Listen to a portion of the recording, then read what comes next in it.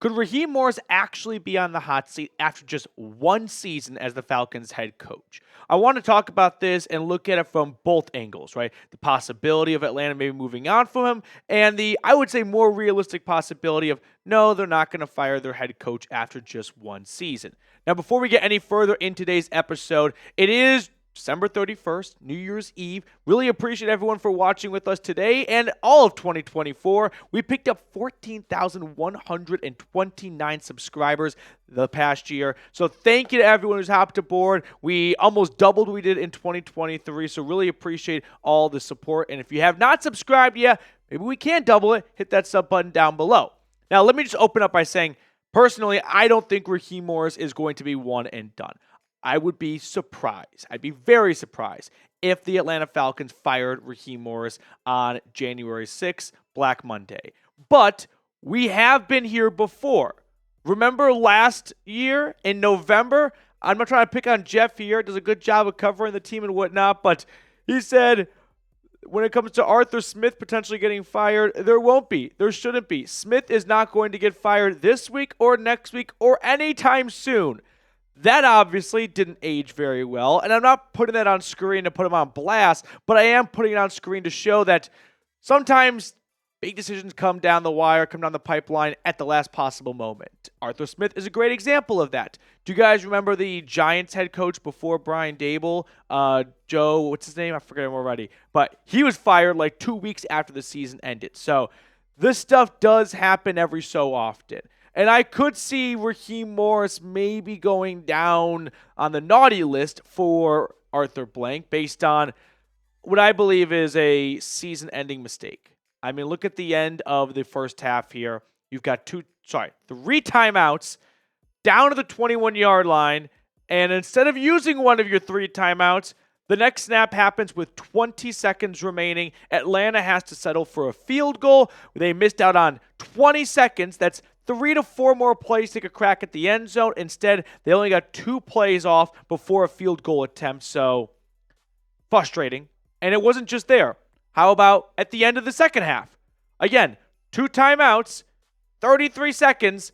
Instead, the next snap comes at 17 seconds, and Atlanta has to settle for a 56-yarder. Which, by the way, I've seen a lot of you guys put the blame on the kicker.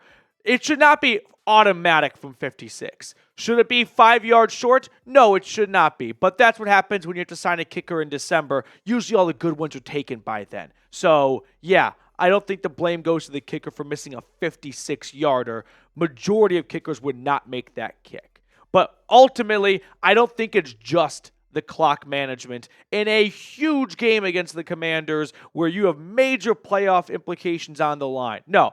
That's a crime in itself, don't get me wrong. But that one alone is probably not a fireable offense. Head coaches, they always screw up clock management, right? If you fire Raheem Morris for that, then the next guy you hire is probably going to get fired for the same thing if you stay consistent, because all coaches have dumb time management skills. I don't know how, but they do. But for me, it might be a combination of some things like this, where it's the clock management in the Commanders game, which, again, Matt Eberflus, he got fired for clock management, but it was a lot of clock management issues for him. But that was the straw that broke the camel's back against the Lions on Thanksgiving. But also, Raheem Morris's attachment to Kirk Cousins.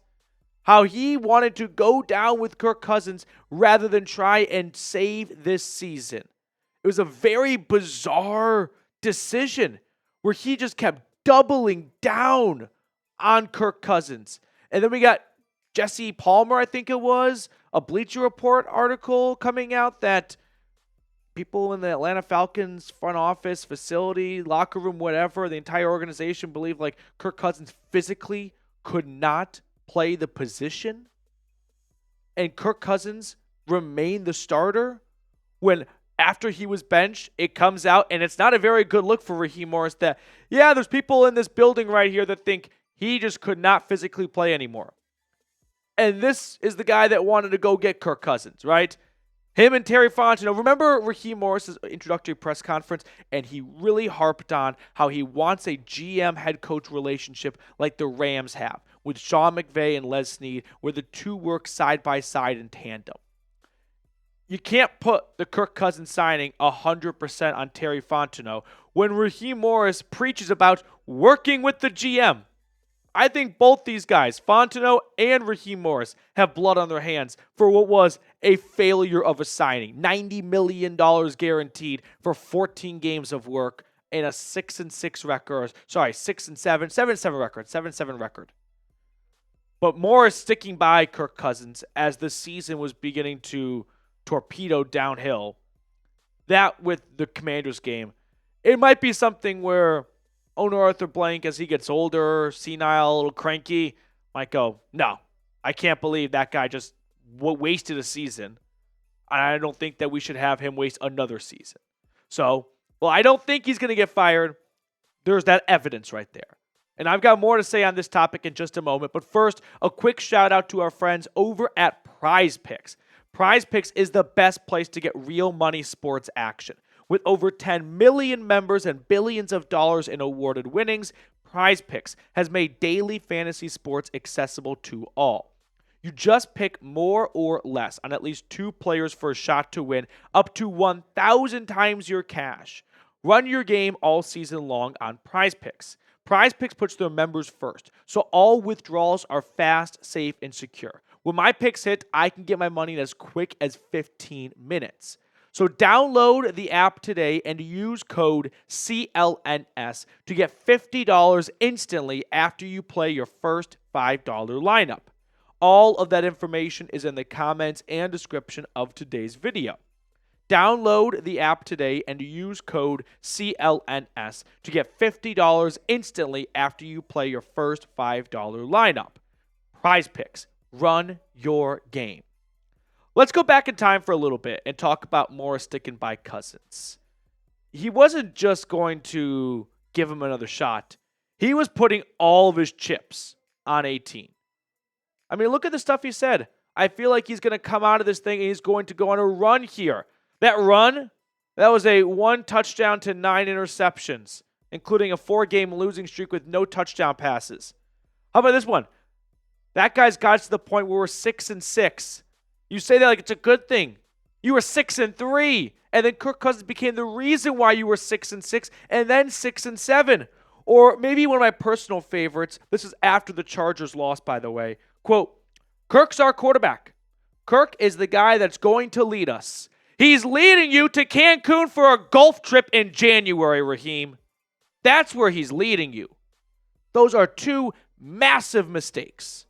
The Commanders' complete failure, and it just looked like that moment might have been a little too big for Raheem Morris.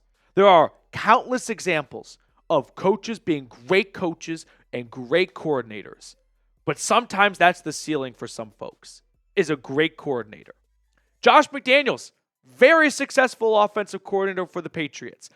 Awful head coach. Vic Fangio, great defensive coordinator for the 49ers and the Bears. 3 losing seasons as the head coach for the Denver Broncos. Raheem Morris, Super Bowl winning defensive coordinator for the LA Rams. I'm not sure that he really is head coach material when I see him stand by a player who is sinking the team. And I understand you want to be a player's coach and you want to go in front of the media and show support for that guy and raise his morale. But you got 52 other guys in that locker room that you are doing a disservice to because you want to stand by the guy you gave $90 million guaranteed to instead of owning up to it's a mistake and we need to cut our losses. No, instead of after a 4 interception performance against the Chargers, Raheem Morris is like, hey, let's make another Disney Air Bud movie and have Kirk go play against his former team against the Vikings. And then that 4th quarter happened. 2 massive mistakes. Entire Commanders game, first and second half ending, and sticking by Captain Kirk. And I like Kirk. Nice guy. Seems like a really cool guy to get a beer with. But this is the NFL, right? This is all about production. It's about wins and losses and touchdowns. This is not a charity. If it was a charity, then you can't charge outrageous prices for seats, merchandise, and I'd say concessions, but thank you, Arthur Blank, for not doing that. But no, you do charge an arm and a leg to go to a game. And it's not even just to go to the game. Think about how much we have to pay to watch this team now, right? If you want to watch every single NFL game, you got to get a Netflix subscription. You got to get Amazon Prime. Of course, just basic cable. What else do we need here? Peacock. Can't forget about the cock. And sometimes ESPN Plus, like, somehow filters in. Paramount. Was it Paramount? There's every single subscription needed. You can't charge that much to fans and then waste their time because you want to do right by the guy that you gave a big contract to in free agency. You got to do right by the fans. They're the ones paying your salaries. No fans, no business. So, with all that being said, I start to wonder, and now I'm kind of convincing myself of this, despite starting the video off by saying he's not going to be one and done. Could Arthur Blank, as he gets old and has health issues, remember he couldn't even make it to Raheem Morris's introductory press conference because of a health incident that happened earlier that week. Does he start to get a little impatient, right? Does he start to realize this was a mistake? We've wasted one season. I don't want to waste another season. And that could lead to a very surprising, I'd say, one-and-done season for Morris. It's not uncommon for NFL head coaches to be one-and-done. There's countless examples of it, right? Culley for the Texans, Steve Wilkes for the Cardinals, Nathaniel Hackett for the Broncos. I can go on and on just the last 5 years. And I wonder if Raheem Morris is next. So let me turn it over to you. Do you want to fire Raheem Morris? Don't overthink it just right now. If Arthur Blank called you and said, hey, it's Art, I want your opinion on this. Do you think I should fire Morris right now? Don't give me a long-winded response, just a yes or a no. Let me know in the comment section below. Personally, I started with no, and I'm kind of switching over to yes right now. I just can't get over the Commanders' mismanagement. And what really ticked me off, and I'm in a bunch of these Atlanta Falcons Instagram groups, which are honestly kind of entertaining, but they blow my phone up, is the way he spoke to the media afterwards about placing the blame on the players for not getting the next playoff quicker. It could only go so humanly fast. And my guess is the players probably thought, we're about to call a timeout, because any sane head coach would call a timeout in both of those situations.